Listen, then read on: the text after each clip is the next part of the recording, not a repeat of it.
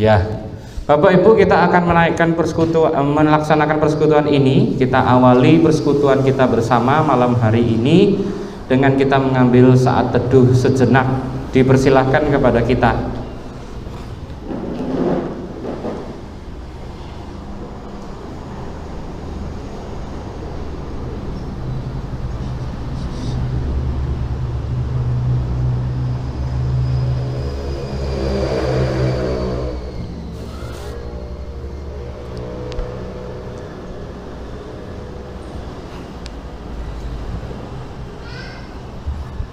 Ya, Bapak Ibu dan saudaraku sekalian, kita bersama-sama akan menaikkan pujian dari Kidung Jemaat nomor 3, sebuah lagu yang dituliskan oleh komponis besar Jerman Ludwig van Beethoven tentang keagungan dan kebesaran Tuhan. Walaupun ketika Beethoven membuat ini, dia sebenarnya di dalam kondisi di mana pendengarannya mengalami kehilangan pendengaran atau mengalami tuli.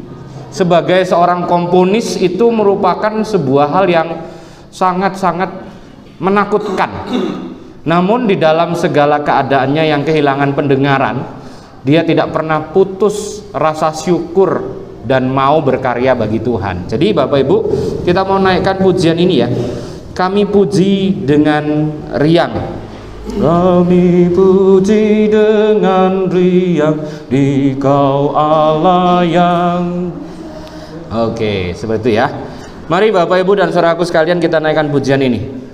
Kami puji dengan riang di Kau Allah yang besar, bagai bunga terima siang, hati kami pun mekar.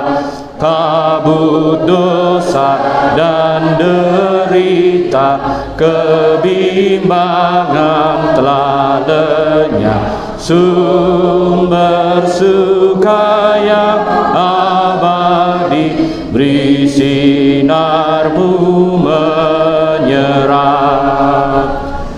Kau memberi, Kau mengampuni, Kau limpahkan rahmat-Mu, sumber air hidup ria, lautan kasih dan restu, yang mau hidup dalam kasih, Kau jadikan milik-Mu, agar kami menyayangi, meneladan kasih-Mu. Mari Bapak Ibu kita berdoa sebelum mendengarkan firman Tuhan. Kami memuji dengan riang di Kau Allah yang besar. Engkaulah yang menciptakan dari ujung ke ujung setiap jengkal muka bumi ini. Engkaulah yang menciptakan semesta raya, dan Engkaulah yang memberikan perhatian kepada makhluk yang kecil dan lemah, yaitu kami sebagai manusia. Tuhan Allah yang besar, tetapi Tuhan adalah Allah yang memberikan perhatian dan kemuliaan kepada kami. Maka kalau kami diperhatikan, kalau kami dimuliakan oleh Tuhan, kenapa kami menahan mulut kami untuk memuliakan Tuhan? Apapun kehidupan kami, keadaannya, sakit, sehat, baik, buruk, kurang, ataupun berlebih, tidak merintangi untuk kami boleh menaikkan syukur untuk Allah yang besar, yang telah ada bagi kami dan memuliakan kami. Biarlah kemuliaan dan hormat dan kebesaran hanya untuk Tuhan saja. Syukur terus kami panjatkan kepadamu. Malam hari ini kami bersama akan mendengarkan firman Tuhan. Biarlah Tuhan akan menolong setiap kami. Terima kasih Tuhan Yesus, di dalam nama-Mu kami berdoa dan serahkan pemahaman Alkitab saat ini. Amin. Nah Bapak Ibu dan saudaraku sekalian, kita akan membuka bacaan Injil kita. Injil menurut Markus pasalnya yang ke-14 ayat yang ke-32 sampai yang ke-36. Markus 14 ayat 32 sampai 36. Tapi Bapak Ibu, ada hal yang membuat saya kemudian berduka, gentar, takut. Karena kenapa Bapak Ibu? Setelah anak saya lahir, lalu berusia 1 tahun lebih, istri saya itu mendapati bahwa di leher anak saya itu ada sebuah benjolan. Nah, saya tanya ke dokter anak yang ada di Purwokerto, kenapa kok benjolan ini? Terus dokternya bilang, enggak apa-apalah, itu karena baru ngalamin pilek. Jadi di situ ada benjolan, tapi sebentar lagi hilang. Tapi ternyata tidak, benjolan itu bukan hanya satu, tapi di sebelah sini juga ada. Nah, karena kami tidak puas untuk dokter anak yang di Purwokerto, karena ingin juga informasi selanjutnya, maka kami pergi ke rumah sakit yang di Jakarta, di Karoles, Jakarta, ke dokter anak. Lalu kemudian di dokter anak itu didiagnosalah bahwa anak saya itu bukan karena pilek maka ada benjolan di sini, tetapi karena itu merupakan tanda awal kemungkinan anak saya itu kena TB paru. Nah, lalu kemudian dites mantuk namanya, dites di tangan bahwa dia itu kena TB atau enggak, dan ternyata betul. Saya itu rasanya seperti gimana ya, anak kok usia baru 1 tahun lebih bisa kena TB, datang dari mana, saya mikir. Lalu pengobatannya itu pengobatan yang lama, 6 bulan.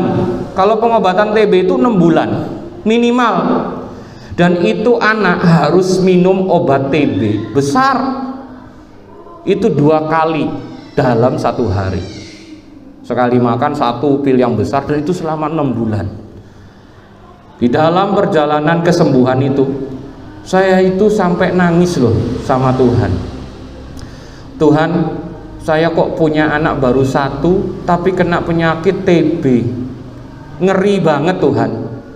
Kenapa nggak penyakit yang biasa, kena diare kah, kena pilek kah, ini kena TB, dan harus minum obat 6 bulan. Kalau sembuh, kalau enggak tambah lagi 6 bulan lagi.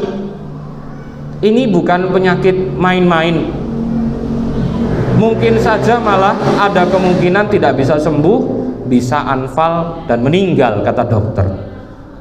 Saya sangat takut di situ. Saya sangat takut. Dan kemudian Bapak Ibu dan saudaraku sekalian, dalam ketakutan itu saya datang kepada Tuhan. Saya merasa bahwa Tuhan itu tidak segera menjawab. Sampai suatu kali Tuhan berkata, pilihan, pilihan, pilihan, pilihan. Cuman ngomong begitu doang di dalam mimpi saya. Pilihan, pilihan, pilihan, pilihan. Nah, maksudnya apa Bapak Ibu dan saudaraku sekalian? Setelah saya pikir-pikir, saya renung-renung, ternyata Tuhan mau katakan begini kepada saya. Kamu dalam hidup ini adalah pilihan, memilih untuk takut atau memilih untuk percaya. Jadi Tuhan mau katakan, selama 2 bulan ini kamu diperhadapkan kepada pilihan, dan kamu di dalam pilihanmu kamu pilih untuk takut. Padahal ada pilihan lain, yaitu percaya dan sehat anakmu. Tapi kalau kamu milihnya untuk takut, dan takut bahwa anak itu mati. Nah, jadi Bapak Ibu dan saudaraku sekalian, kemudian saya merenungi dan saya mendapatkan itulah kata-katanya Tuhan untuk saya. Di dalam kegentaran itu, di dalam ketakutan itu, Tuhan katakan kepada saya, pilihan, pilihan, pilihan. Pilihanmu apa?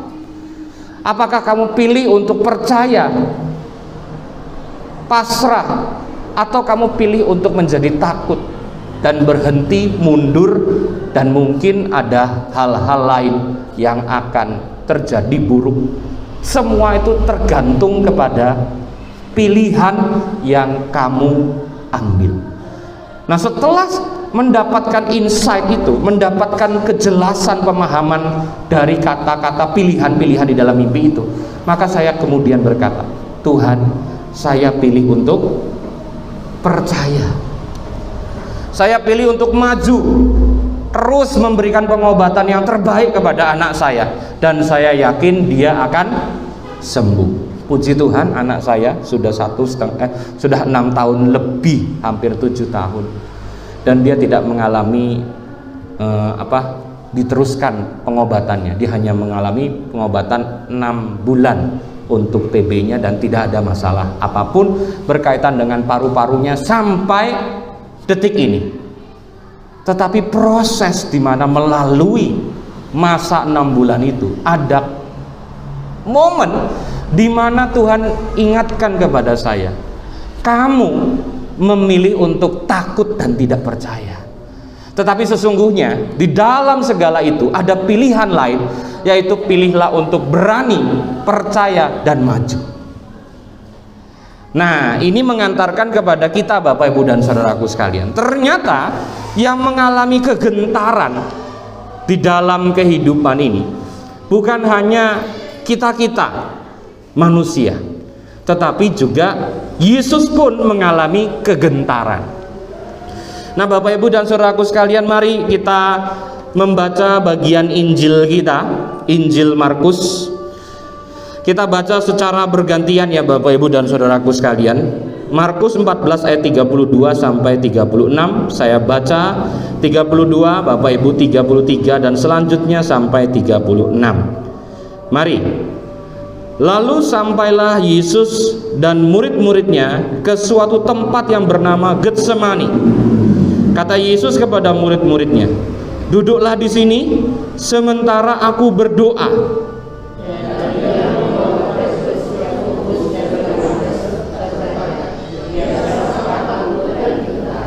Lalu katanya kepada mereka, hatiku sangat sedih, seperti mau mati rasanya. Tinggallah di sini dan berjaga-jagalah.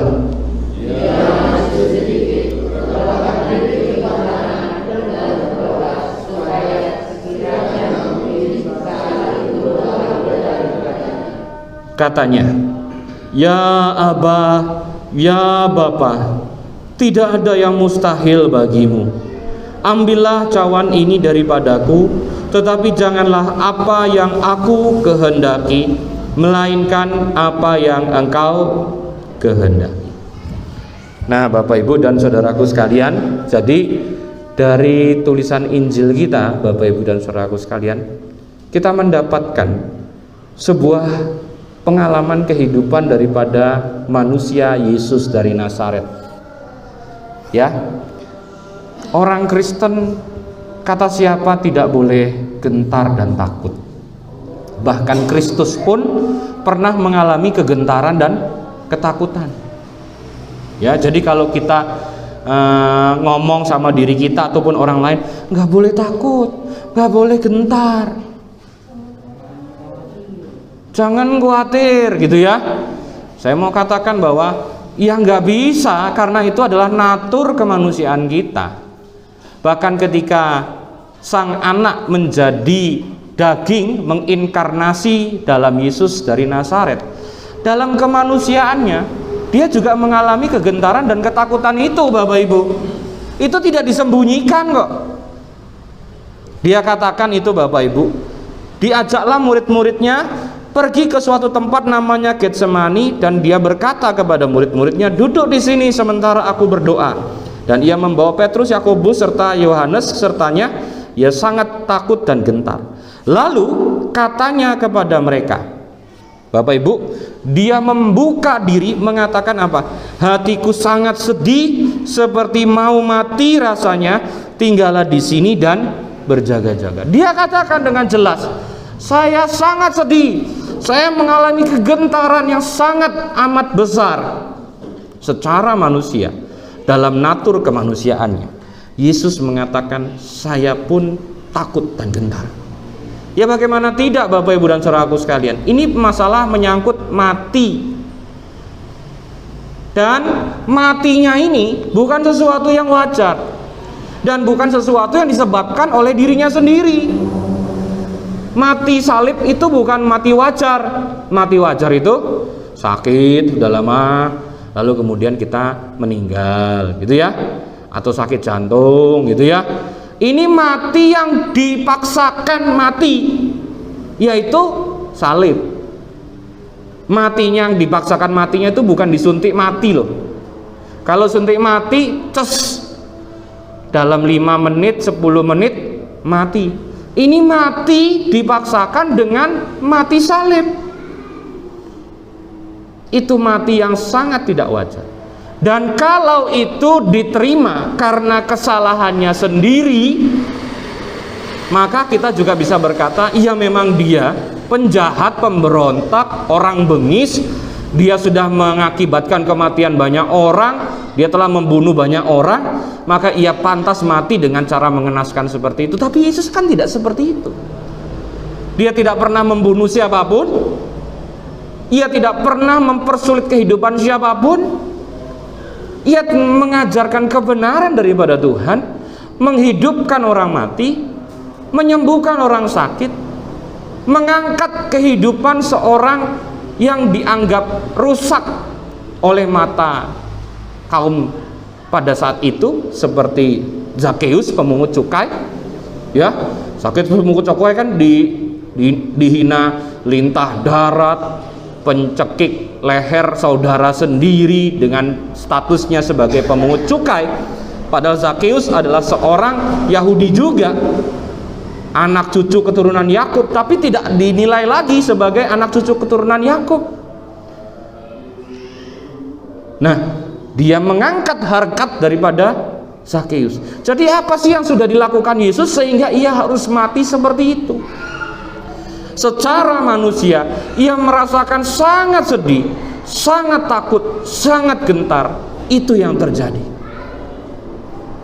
Nah, jadi Bapak Ibu dan saudaraku sekalian, sebenarnya ketika kita berkata jangan takut, jangan khawatir, jangan gentar kepada diri kita ataupun orang lain, maka sebenarnya kita sedang menisbahkan kemanusiaan kita. Bahkan Yesus sendiri saja mengatakan dengan jelas tentang perasaan takutnya. Nah, apa yang harusnya terjadi dalam kehidupan kekristenan kita? Yesus tidak menyangkali, menisbahkan, membuang rasa takutnya. Tetapi yang dilakukan oleh Yesus adalah di dalam ketakutan dan kegentarannya dia lari kepada Tuhan. Dia tidak menikmati takutnya dan tidak mengandalkan dirinya sendiri, tetapi di dalam keadaan seperti itu ia pergi ke Getsemani, ia lari kepada Bapaknya, ia datang kepada doa kepada Bapaknya. Nah, bagaimana dengan kita Bapak Ibu di dalam kegentaran dan ketakutan kita? Sering kalau kita di dalam kegentaran dan ketakutan kita mulai mencari pembenaran. Saya kan benar, yang salah dia. Kenapa kok bisa saya kena masalah seperti ini? Di dalam ketakutan masih bisa nyalain orang lain. Siapa yang sering kayak gitu? Di dalam segala penderitaan dan pergumulannya menyalahkan kondisi, bahkan mungkin menyalahkan Tuhan. Siapa yang pernah begitu? Nah, kebanyakan ada yang seperti itu. Ada lagi model orang di dalam kegentaran, ketakutan dan permasalahan kehidupannya, kemudian dia menikmatinya. Udahlah, aku mau pokoknya menyendiri, sudah aku nikmati saja sakitku, tidak mencoba mencari jalan keluar. Ya udah, dinikmatin aja. Ya. Jadi kalau ada masalah, ada ketakutan, ada segala perselisihan, tidak coba diselesaikan. Nah, tipikal-tipikal kayak gini ini juga banyak di dalam kehidupan beriman kita. Ya, tahu-taunya tadinya ikut persekutuan, tahu-taunya hilang sendiri gitu ya. Nah, itu juga kayak begitu. Model-model nggak menyelesaikan masalah itu juga banyak dalam kehidupan orang Kristen. Jadi di dalam ketakutan, kegetaran, kekhawatiran, permasalahan kehidupan, jangan tenggelam menikmati dan menjauhkan diri. Nah, masalah yang kedua lagi kalau kita menghadapi kegentaran ataupun ketakutan adalah ya kadang-kadang kita mengandalkan manusia kita sendiri. Aku ada masalah, aku ada problem, ada kegundahan, ada ketakutan. Pokoknya aku harus menyelesaikannya dengan kekuatan pikiranku, kekuatan koneksiku, kekuatan hartaku, ya. Akhirnya malah jelimet sendiri, mbulet sendiri, bundet sendiri. Lalu kemudian sudah bundet, akhirnya putus asa, ya. Panadol 1 strip 10 biji diminum semua, gitu ya. Ada yang kayak begitu nggak? Nggak ada ya. Tapi saya punya kenalan ada yang kayak begitu. Masalah ditanggung sendiri, dipikir sendiri, diselesaikan sendiri, sekuat-kuatnya dia ngadepin. Paramex 4 biji diminum semua. Paramex 4 biji. Paramex kan 1 strip 4 biji itu diminum semua. Sama kopi kental 1 gelas besar. Selesai masalahnya. Malah habis itu dibawa lari ke dokter. Nyatanya begitu. Ada orang yang kayak gitu. Ada. Nah, malam hari ini Bapak Ibu dan saudaraku sekalian, saya mau mengajak kepada kita melalui perenungan firman Tuhan kita dan melalui apa yang menjadi kesaksian hidup saya. Kegentaran, ketakutan, kekalutan, permasalahan kehidupan itu ada dalam kehidupan kemanusiaan kita. Betul nggak Bapak Ibu? Nggak usah dibungkirin. Nah, masalahnya adalah lalu kemudian setelah kita mengakui bahwa kita takut, kita gentar, kita punya masalah, terus mau kemana? Nah, bagian firman ini mengajak kepada kita untuk memahami, bukan uring-uringan, bukan malah menyelesaikan masalah sendiri, bukan kemudian menyalahkan orang lain, tetapi bagaimana kemudian Yesus di dalam segala kegentaran, ketakutan, dan permasalahan kehidupannya, ia datang kepada siapa Bapak Ibu? Kepada Bapaknya. Lalu kemudian dia sampaikan terus terang apa yang dia mintakan sebagai manusia, bahwa kalau bisa ambil cawan ini tidak ada yang mustahil. Namun dalam hal ini dia memberikan gambaran bahwa segala sesuatu itu ada opsi, ada pilihan. Tapi jangan apa yang ku kehendaki, melainkan apa yang kau. Jadi segala sesuatu sebenarnya ada opsional, ada pilihan. Selalu akan ada pilihan. Apakah aku mau menekankan kepada kersanya aku, maunya aku, karpe? Atau aku mau mengatakan biar sesuai kehendakmu, tapi tolong bantu aku mengerti apa kehendakmu. Kenapa engkau kasih ini buat aku? Sehingga di dalam segala hal aku mampu menjalaninya. Maka tema tadi adalah tetap maju walau gentar. Maju walau gentar, bukan maju tak gentar gitu ya. Maju walau gentar. Aku tetap bisa maju walaupun aku takut, karena aku sudah mengerti maksudmu. Segala sesuatu itu ada pilihannya. Bapak Ibu, saya makanya ceritakan tentang tadi. Inginnya saya segera memiliki momongan, sangat tinggi di awal pernikahan. Sudah punya momongan, sakit TB, pengobatan 6 bulan, ada resiko, enggak juga sehat, tambah satu tahun jadinya. Pun bisa jadi itu menjadi sesuatu yang akan terus dijalani dalam kehidupan anak itu, dan mungkin anak itu juga ada kemungkinan meninggal. Nah Bapak Ibu, dengar itu dari dokter, nggak mumet palanya. Saya pulang dari Karolo stres betul Bapak Ibu. 2 bulan saya stres. Saya minta sama Tuhan. Akhirnya di dalam 2 bulan perjalanan pengobatan itu, Tuhan memberikan jawaban dalam mimpi. Kata-kata itu, pilihan, pilihan, pilihan, pilihan. Apa maksudnya pilihan, pilihan, pilihan? Saya mikir sampai 1 minggu. Akhirnya saya baru ngerti, hidup ini pilihan. Mau pilih yakin sama Tuhan, atau mau pilih pada pikiran sendiri, akhirnya jadi takut. Dan malah efeknya kemana-mana. Bukan anaknya sembuh, malah mungkin kitanya juga ngedrop. Pelayanan juga hancur, padahal baru mengawali kependetaan pada saat itu. Kenapa saya katakan mengawali kependetaan? Karena saya kan beristri sebelum jadi pendeta. Jadi waktu anak itu 1 tahun dan kena TB, itu kependetaan saya juga baru 1 tahun. Merintis betul-betul baru jadi pendeta 1 tahun bahkan kurang. Sesuatu yang baru diawali mungkin akan menjadi porak-poranda. Karena pilihan menjadi takut dan tidak menyerahkan kekhawatiran kepada Tuhan dan percaya. Nah, jadi Bapak Ibu, dalam doa itu ternyata Tuhan tuh jawab loh. Dan dalam doa itu kita diajak untuk berpikir apa? Hidup itu pilihan. Kamu mau pilih pikiranmu dan kehendakmu, atau kamu mau meyakini kehendak Tuhan dan maju bersama Tuhan.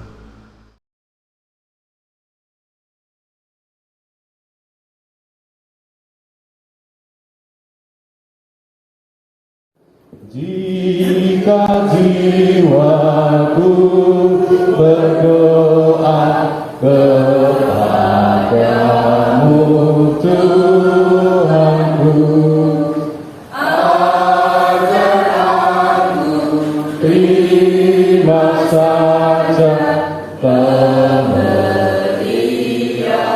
tanganmu dan mengaku seperti Yesus di depan sengsaranya. Jangan kehendakku Bapa, kehendakmu jadilah.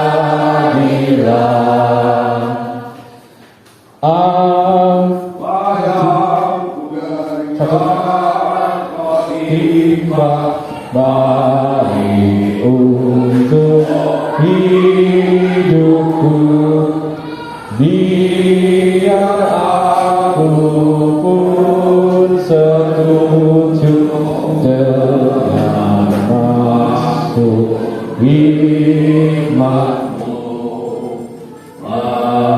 menghayati dan percaya walau hatiku lemah. Jangan kehendakku Bapa, kehendakmu jadilah. Mari berdoa. Tuhan, kami mengucap syukur untuk firman-Mu yang bersama telah kami dengarkan.